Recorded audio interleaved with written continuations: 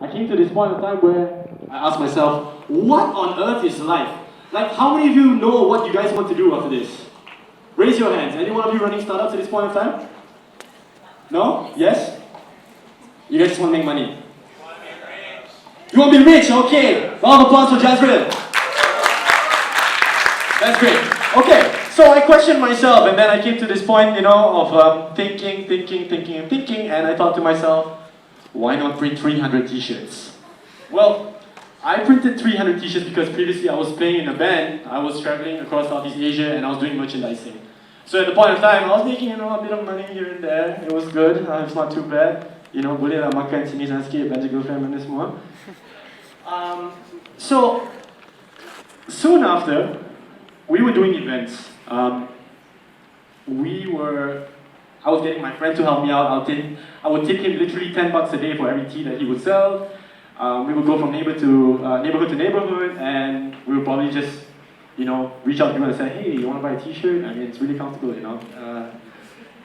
And yeah, I came to a point of time where I just asked myself, what on earth is the aim beyond just selling? And that was the point of time where I actually took a trip to Bali, and I came across this book called Start Something That Matters by Blake Mycoskie. You guys know who Blake Mycoskie is? Anyone? You guys read books? Okay, Blake Mycoskie is the owner and chief founder of Tom Shoes. Any one of you have heard of Tom Shoes before? Right, so Tom Shoes, they practice a one-for-one business model. Shoes, eyewear, coffee, etc., you name it. Everything is super purposeful. So I thought to myself, why not infuse something with a strong sense of purpose? So now, you see, that's why I asked the few students to come up just now. I wanted to kind of understand, what is your why behind why you're studying what you're studying right now? And it's always tough, even to come out and to reach out and to say hi, in front of everyone, it's a tough thing. So, this empowerment workshop is kind of like a very great tool. It's not kind of, it is a great tool for myself to kind of like come close and get up close and closer with all of you, to understand that you too have the opportunity to do something great with meaning. Even though you're in school, even though you're not in school, you have the opportunity to do something great, and you have to know of it. It's just a matter of being resourceful with your resources and knowing how to channel them the right way. Right? No? Okay, great. So, you guys have heard this theory before? 4 wives, 1 husband. How many of you here are married 4 times? I mean, in my religion we have a quota, so, no? Okay. So, I kind of had like the what, who, when, how.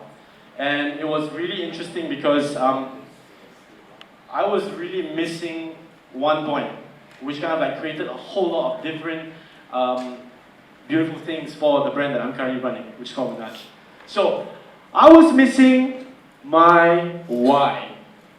Now, why is it so important to answer your why? I mean, you could have your what, where, how, and who. But if you don't know exactly what you're doing, you're not in a clear direction, you don't have a clear path of what exactly you're trying to achieve.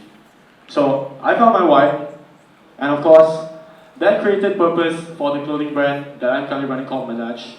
And basically, Menage means a domestic establishment / household, which in general means family, and we go by the tagline of live, love, and appreciate.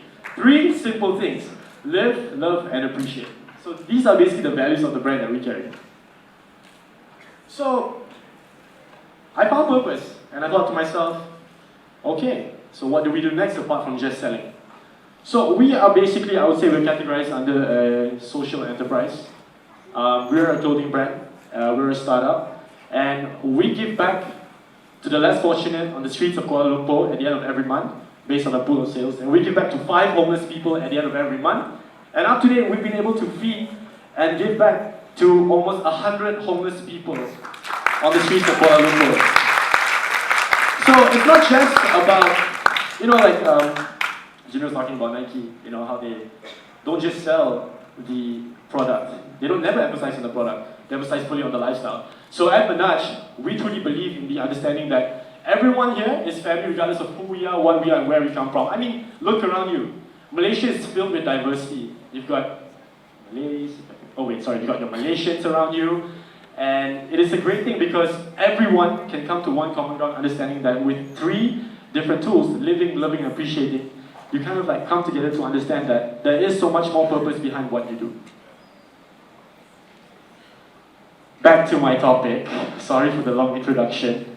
So, to kind of like make things a little more clearer, I'm here today, of course my team members, to find common ground with all of you. And the art of giving back is not just about, oh look, there's a tabung there, let's put 5 ringgit, let's make charity. No. It's not just that. It's not just about going on screen and saying, oh, you know what, we contributed 50,000 this year to a home which needs a whole lot of different funding. No, it's not that. So my topic and my relevance today is the art of giving back is very much relevant to yourselves. So how exactly do you give back to yourselves? Have you guys ever thought of it? No? Yes? Okay, I'm sure you guys have your own ways. So, the first key point, which is really crucial, is to do things slowly but surely. Now I know all of you are in school. I know all of you are studying. I myself, I'm in school. To be frank, I work almost 12 to 16 hours a day. I'm not sure what your work rate is like, but I'm sure you guys are doing fantastic as well. When you start something, when you decide to do something, always remember that it is going to take time. Kena sabar sikit. Sorry for my Malay. Yeah, I'm sorry. Oh, okay, that's fantastic. Okay. Okay. You have to be really patient. And you have to have this one thing in mind, perseverance. Perseverance is key because at any point in time when you're running a startup and you have no cash flow, you can just break at any point in time. And this is the fact of the matter. And when you start recruiting people, you know, yeah, at the start you can kind of get like your friends like, hey, why don't you help me out, you know? Why don't you just do this for me, do this? But in the long run, everybody wants something in return. So you have to take things one step at a time and you have to be super, super patient about it. And the more crucial part of it is that never ever give up the moment you decide to give up. Never ever give up the moment you decide to give up. That's really, really important. So, my second point is small but consistent efforts. Any one of you running startups here? Yourself? How's it going? Good? Anyone here working a part-time job outside? Creative. Right, okay. No one? Yeah? Everyone's just, okay, you, great. Okay. So, why I say small but consistent efforts? To begin with, I'm going to be very honest with you. The classroom can only serve so much. The classroom can only serve so much. I say this because, I'm not saying this because I'm a rebel. No, I'm not. I'm not trying to be Steve Jobs out here. I'm not trying to be Bill Gates. I'm not trying to be Elon Musk. But why I say this is because when you go for classes, you learn things a lot of the times based on theoretical applications. And the one way for you to actually step out of your comfort zone, as to what Rachel mentioned earlier on, is to actually get yourself out there and do your very best to achieve as much industrial wealth as possible. It could be working a part-time job, it could be helping your dad out, it could be anything. Get yourselves involved in other things apart from the classroom. It is really, really crucial. Now, I am mentioning this point because I understand that I'm also part of the classroom. I go to Segi College and the business program is fantastic. No, seriously guys, yeah, it's fantastic, of course. And I'm sure you guys have like fantastic business courses here as well. So, whatever you do in the classroom, that's fantastic. But you need to get yourselves outside of the classroom. This is the era of IoT, the Internet of Things. You have social media present. You have all of these other media platforms present. All you have to do is find a way on how you can create something whereby you're fulfilling the gap with an existing problem within the market, whether it's a product or a service. And you have to be super hardworking at it. But no worries, keep it small with the idea in mind that it's consistent. Now, this is actually one of my favorite points. You see, talking about entrepreneurship, right? I've been running 3 of my startups over the past 3 years now. And it has been great. We have actually, I mean, you know, I go in for like pitching sessions with our clients, and because I run an advertising company as well. So I go in and I pitch to my corporate company clients, and they're like, "Are you sure you're serious? Are you sure about what you're talking about?" You know, knowledge is never ending, and it is up to you. It is entirely up to you to go out there and seek for it and use it and utilize it to the best of your capabilities. Yes, you can learn a lot of things in class. But it is entirely up to you to do your research after, to go out there, to execute, to fail, you know, to get on your feet and learn again. So, running Manaj over the past 3 years, it is really fantastic because as a brand which gives back on a monthly basis, we have been able to create this thing called the ripple effect. So, what exactly is the ripple effect? I personally feel we have been able to create so much unity among a whole lot of different people. Like, how many of you guys are on Facebook? No? All of you guys are on Facebook. So what do you read on Facebook every day?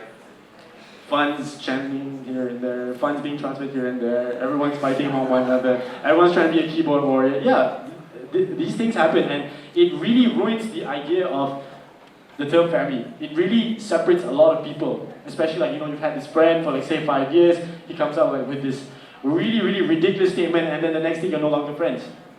So, entrepreneurship as well, and the art of giving back, is about creating unity among one another. Knowing that you can be from any race, any religion, any background. Knowing that you can actually sit down together and work on something great for the future. You could fill in a gap, you know, politically, socially, economically, your pestle factors. You can do so much more. And with that said, I would like to wish all of you all the best in whatever it is that you do. And signing off, I'd like you guys to watch a 15-minute video that we have actually compiled for all of you. And this is basically our journey up to date over the past 3.5 years. We're going to be providing links after. We've got free car stickers after this for all of you. You guys can come hang with us outside, get to know us a little more. Till then, thank you everyone, and cheers.